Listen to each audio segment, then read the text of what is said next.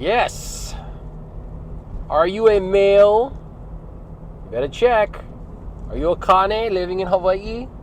In your 40s? Mixed family? Surviving in the high cost of living of Oahu? Then I gotcha. That's what I'm here for. Is for peeps like you. Kane like you. Trying to keep it down. Hold it down for your family. Right? Hold it down for your kids. For your mixed ohana. For your wahine or your Kane or whoever. You know, the people that you love. Trying to be the leader. Maybe not getting enough recognition for it. Because, you know, a life of a Kane is kind of hard, man. Especially in Hawaii. Especially being Kanaka. But if you want to talk about it, I can. Who am I? Ka'ohu o Ka'alasito, a.k.a. KO, depending what region you're living in for your monetary mana'o of the day. Aloha kako, everyone. Just got off of work at Waialua, overtime shift. I told myself, man, I got to start getting back to working overtime, you know. Was working hard a few months ago, saving up. Starting from last year, saving up. We were able to renovate our kitchen. And then from there, I kind of just started like, it's going to take a relaxing break. Work on other things. Work on my business, right? And now I realize, okay, I'm going to have to start getting back into working overtime again. Holidays are coming up, you know. Got a budget for a family trip next year. Notice I said budget for a family trip. Not just, let's just take a family trip, okay? So my last video, this is being episode 2. My last video, episode 1, I talked about a few things that we got to worry about, right? We talked about being a Kanaka in Hawaii, how it's hard. You got to be your own leader, be the captain of your ship. And then we talked about financial education, how that's important. The first 2 levels of the financial foundation that we talked about was proper protection, right? Getting yourself protected because you yourself are the biggest asset in your life. You're the breadwinner. You bring home the money. You bring home the paycheck. And where does that money go? It goes to pay for expenses. It pays for all of your stuff. Car insurance, phone bills, electricity, water, registration, everything, you name it. Monthly payments, that's where we get paid by monthly. Or monthly or whatever. And then the next level from that is debt management. You got to make sure you know all of your expenses. What are expenses? You know, vocabulary like that. That's the kind of stuff we need to know as well too. Expenses in a nutshell is everything that you pay for each month. Okay, those are expenses.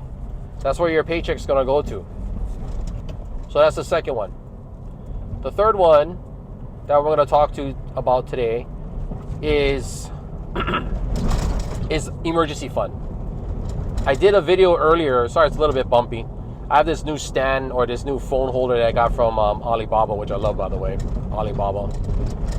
But emergency fund. I did a video earlier about this one wahine who's getting financially audited on YouTube, and she had to take out a loan just to pay $600 on a speeding ticket. Isn't that crazy? I mean, I don't know what's more crazy, the fact that the speeding ticket was $600 or the fact that she had to take out a loan to pay that, you know? So now she not only inquired debt, but now she inquired more debt to pay off that debt. And now debt was just created and it's not going anywhere. It's just shifting. So now she probably is going to have to work that debt off. But because she probably doesn't have a budget, she's probably going to grab another debt, maybe a credit card, to pay off that loan, right? So this is the importance of having an emergency fund. 3 to 6 months worth of saving is what we're trying to shoot for, right? Because that's the thing that's going to help you get through these emergencies that pop up. For her, it was like something out of the blue, like a speeding ticket. For others, it could be like your car breaks down, or an appliance breaks down, like the things you need in your house, right? You need your refrigerator. You need that. You can't just have your food in coolers with ice all the time, right? Then you're going to need a stove. You're going to need something with an oven to cook stuff. You probably can get away with not having a microwave, but you're going to need a water heater, right? You're going to need a washing machine. You're going to need a dryer. You're going to need all that kind of stuff.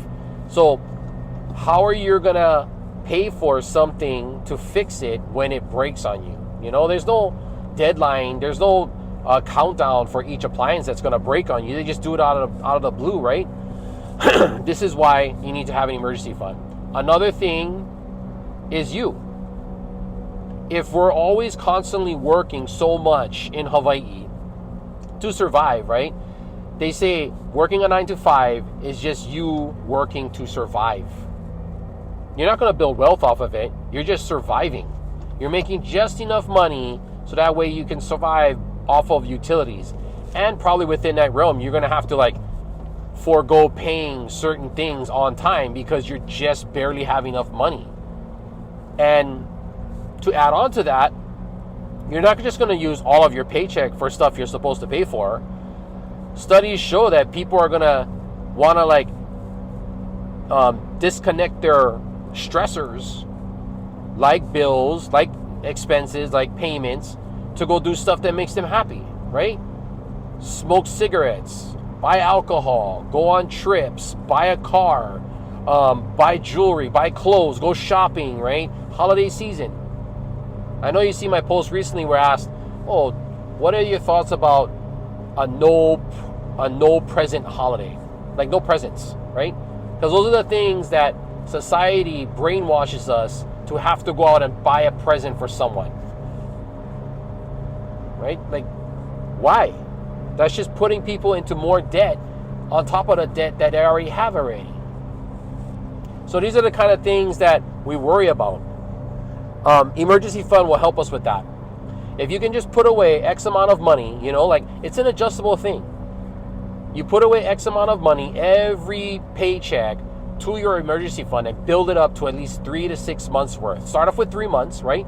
So for example, if you know how much money you're getting, if you get paid twice a month and you know how much your paycheck average is, let's just say it's like, I don't know, $5,000, right? So you want to first start putting away money to make $15,000. That's the 3 months, right?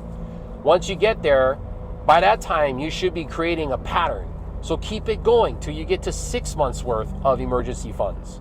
So when something happens, you can pull from that emergency fund, pay it off cash, and not have anything to tap into your savings. You're still cherry, you're still golden. You're not tapping into any of those savings that you're using for goals, right? Whether you're going to plan a wedding, or whether you're going to go on a family trip, or whether you're going to buy a house, or whether you're going to buy a car, whatever. The fact that you're budgeting for it is great.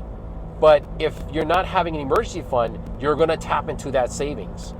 And it's just pulling you back 2 steps. Or even worse, you're not budgeting, you have an emergency anyways because it's out of our hands, and now you got to pull more debt in order to pay off that debt. And you're just digging yourself even deeper, right? Would you rather be dug deeper in a hole, or would you rather just take 1 or 2 steps backwards and easier to get forward? The choice is yours. But with the education we're talking about right now, you should know.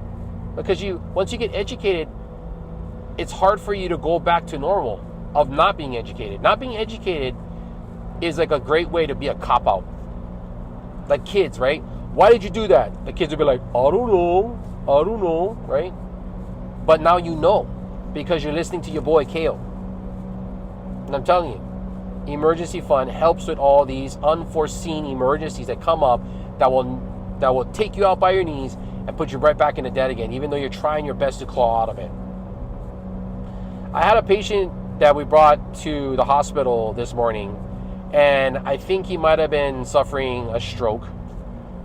But then I think about like how people are in Hawaii. You know, this is for Hawaii people, right? Locals, Hawaiians that are working hard to try to survive here, right? They don't want to move to the mainland, so this is all pertaining to all of us. If cost of living is high, that means we got to work hard to keep on living here, right? So when you keep on working hard, you're robbing yourself of other things in life that you want to do, whether it's spending time with your family, or going to the gym, or just taking time for yourself, right? Going for a walk, surfing, drawing, playing music, you know. Those kind of things that take for yourself are the things that help you to relax, calm down, right? Going to the gym helps your health, you know, brings your blood pressure down, helps your heart rate, helps your vessels, all that stuff. Those kind of things keep you away from the doctor. Those kind of things keep you away from bad things like stroke and heart attack. But if we're constantly working because we want to try to fight to survive here and live in Hawaii, then you're practically increasing your odds of stroke and heart attack, which is going to make you sick, which then starts to downward spiral because can you work when you have a heart attack? Can you work when you had a stroke? And let's just say you recovered from your heart attack and you recovered from your stroke, but you didn't recover 100%. A stroke affects your one side of your body, right? So let's just say your right side is now affected and you can't really walk appropriately or you can't talk appropriately. Whatever it is that you were doing to get you to have an income is now compromised. Now you cannot work. What do you think? Like how many jobs are out there that can be catered to handicapped people?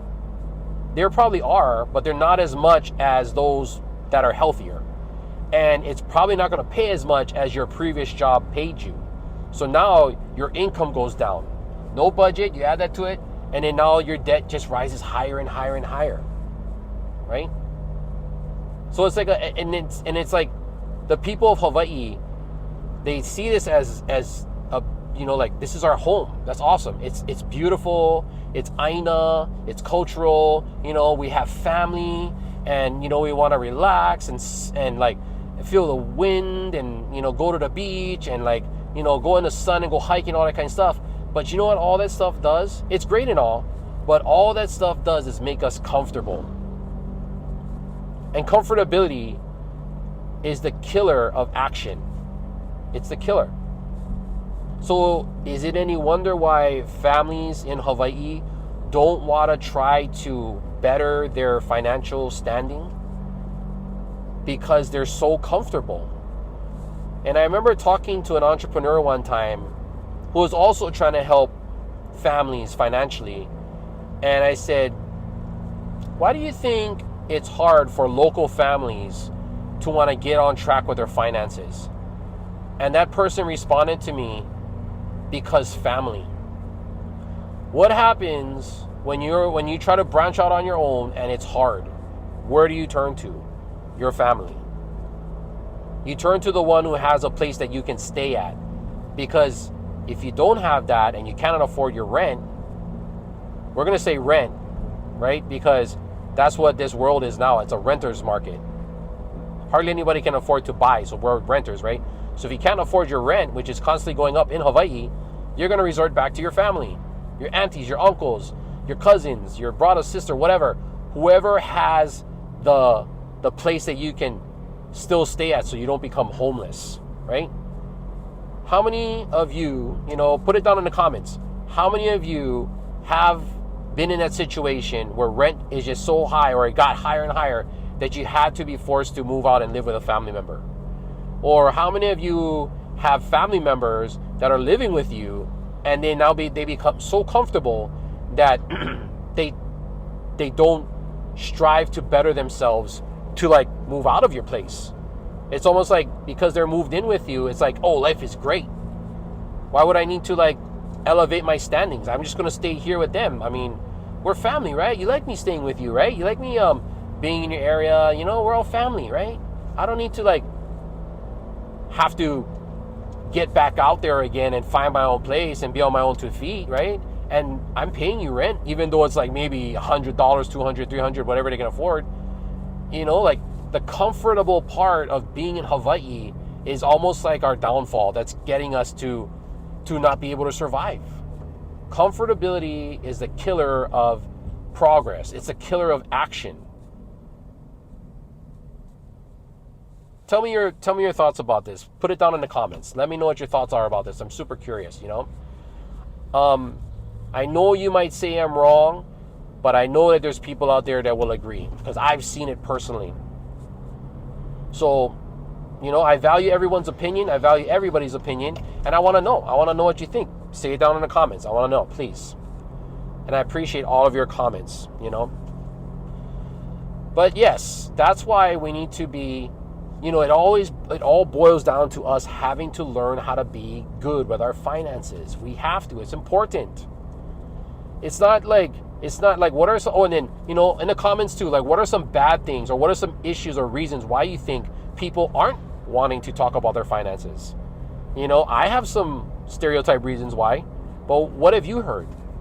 You know, Hawaii has its own stereotype reasons why, right? Like, it's embarrassing, or it's cultural, you're not supposed to talk about it, or I don't want to brag, or people are just gonna like kind of tease me for it or whatever, right? So people don't want to talk about it, but yet everybody is affected by finances. Everybody, right? Man, it's such a topic that needs to be talked about. Like, I don't want anyone to be afraid to talk about it. Like, if you're ashamed, okay, that's because you haven't come across me. You haven't come across my feed, right? I'm the Kanakapreneur. I want to get everybody more comfortable in talking about your finances. Like, I was ashamed too when I first started, but you know, once you start learning more better habits and you start putting it into action, your results will be great, and that's going to build confidence, which counteracts that fear, which counteracts that shyness and that guilt, right? And then you're going to have to change. Your friends are going to change. Your family is going to change, because you're changing. You're changing who they see you as in their minds. That makes them comfortable. But you're done with that because you're talking with me. I'm giving you energy to increase your mindset, to better your finances, to build courage, for you to break free of that ball and chain that's pulling you down, and to focus on you. You're important. Okay? Yes, others are important too, but I mean, you're the spearhead. You're the top of the pyramid. You're the one that's going to be taking all of the action to better yourself, which will then trickle down to everybody else that you care for. And you can put them under your umbrella. It's your choice. You don't have to put everybody on there.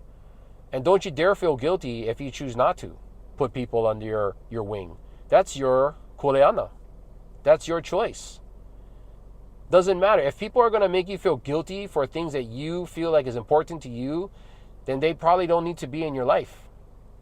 They don't need to be in your life. Deep down inside, you know they're causing you stress. Deep down inside, you know they're causing you guilt, which is unfair. That is unfair. And it's selfish. You better yourself for the better of those you love. Okay. And then once you have, so moving on, mahalo for letting me vala'au about that, but moving on, once your debts are managed, right? And it's something you got to keep on going back to. You can't just be like, all right, I put myself on a budget and I'm good. No, you have to come back to it. I mean, come back to it like, I would say monthly. Monthly is a good time where you can see a really good broad spectrum of how much you're spending and where your money's going. So come back monthly, okay? If your spouse or whoever doesn't want to do it right now, that's okay. You do it. Again, it's all about you. You do it.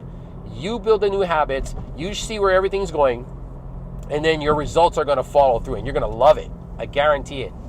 You're going to build that courage. So you got that debt management going, and you're working, and you're finding out, oh man, I have extra money. That's called cash flow, right? You have extra money that is left over after you first pay yourself, right? Your paycheck comes in, you pay yourself a tithing, they call it. It's biblical, whatever you want to call it.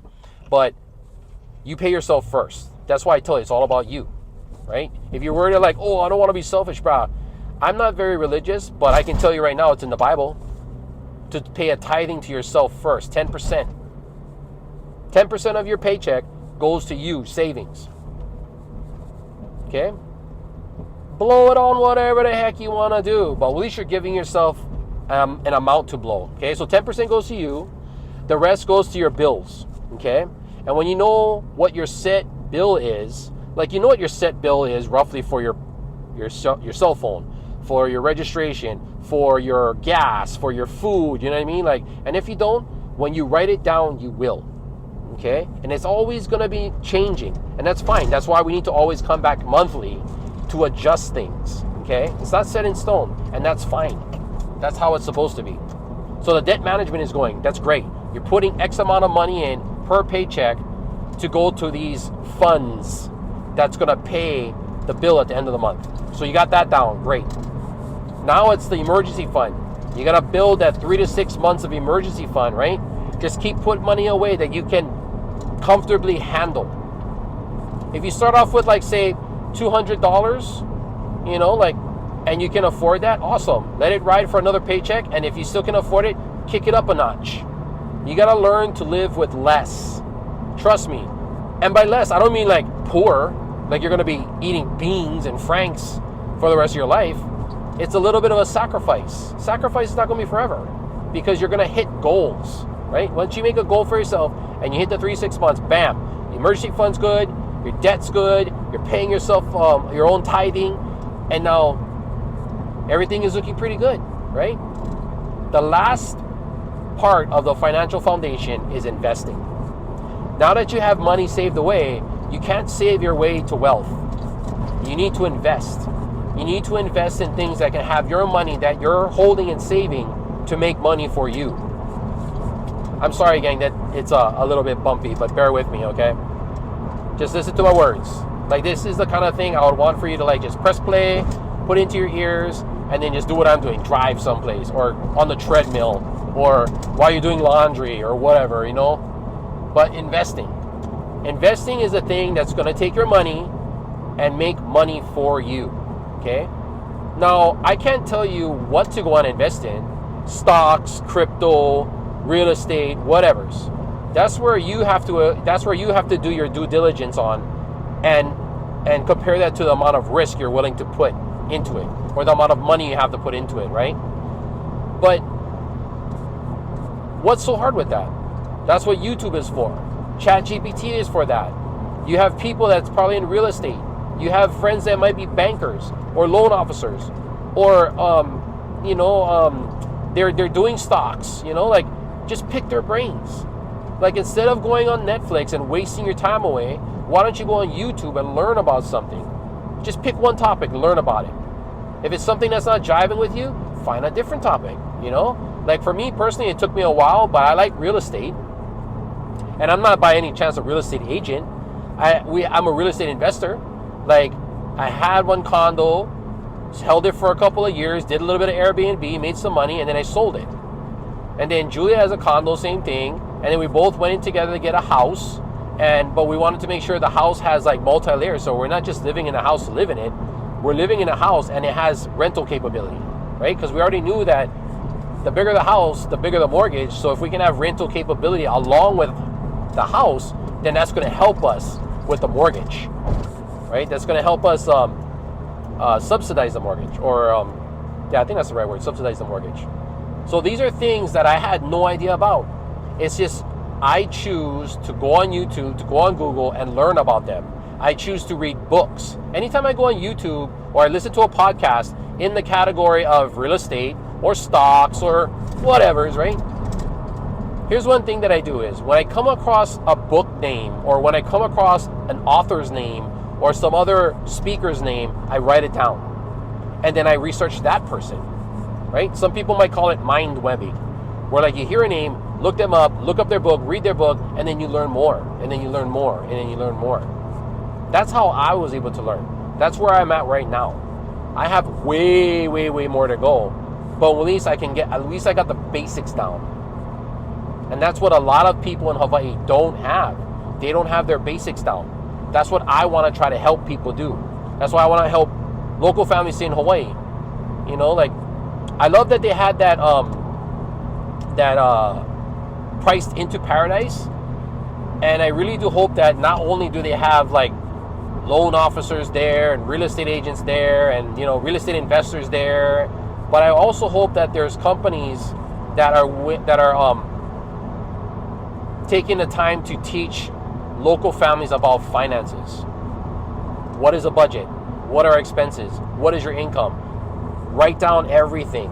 Keep track of your logs. You know what I mean? Because pay off your debts. Because all these things. If the purpose of that is to help people buy a property and stay in Hawaii, if you don't have good finances, you won't even be able to get to that part. Because like I said before, if you want to get approved for a loan, you need to have certain things. You need to have a really good credit score. And how do you get a credit score? By keeping your debts low, having a lot of lines of credits that you keep low and you pay off regularly, on time. Those are the kind of things, in a nutshell, that's going to help raise your credit score and keep it good. When banks see that, you're cherry, you're better. You also need income, right? I mean, if you're going to acquire debt and you're going to pay it off, you need an income. So that's another thing you need to do. And with financial education, you're going to realize with calculations that you're going to learn is that your debts are X amount of height or X amount of money, right? And with the amount of income you're doing on your budget, you're going to realize, okay, I can pay this off fast if I do this. Or you're going to realize, I don't have enough money.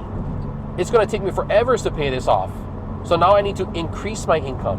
Whether I got to get a better paying job, or I got to get another job, or I got to start a side hustle. You know, these are all the things that stem off of financial education.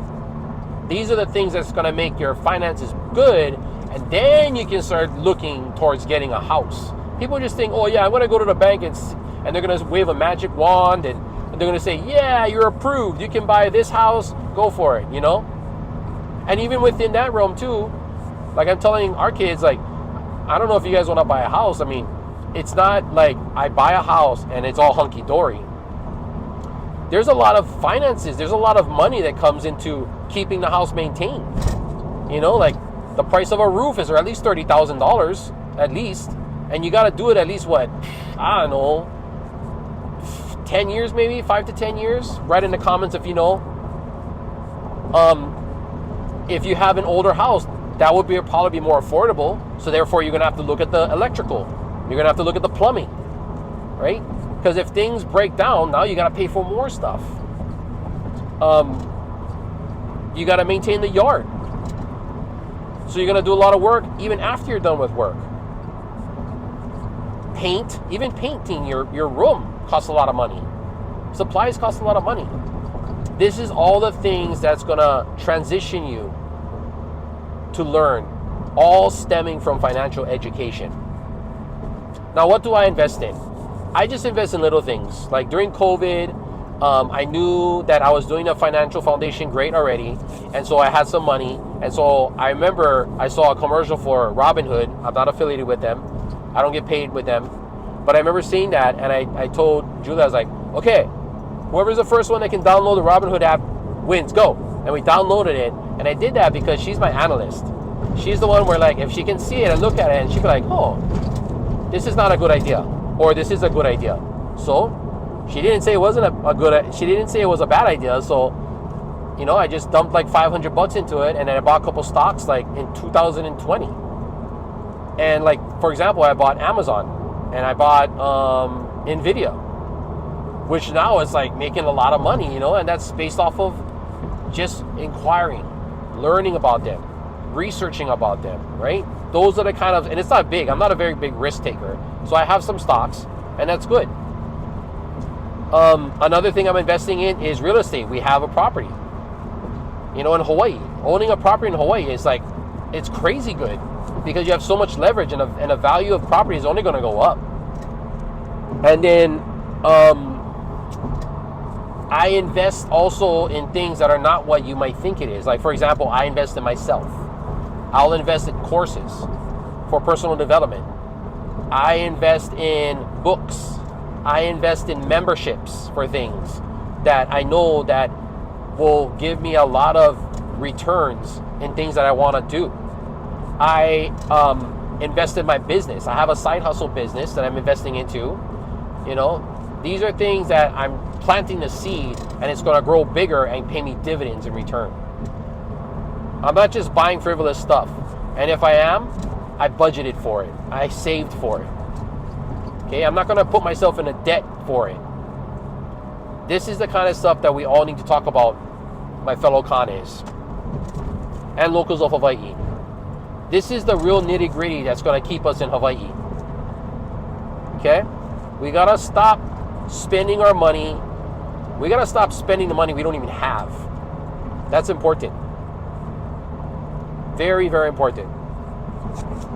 Okay. I'm rounding up to the end of this. I'm going to end it off here. And I'm almost home. And I want to say that this might have been a lot of information, but just stick with me, okay? I'm going to put more videos out on this. I want to hear from you. Tell me your thoughts about it. Anything you heard in my video today, I want to know it struck a chord with you, or if you can relate, or if you have your own story, you know? Like, I want our comment section to be able to help each other as if we're in the room together. Okay? Ka'ohu Ka'alasito, that's me, aka Kale, depending what region you're living in, for your monetary mana'o of the day. Have a great day. Oh my gosh, so bumpy. Sorry about that. I believe in you. You can do it. Aloha.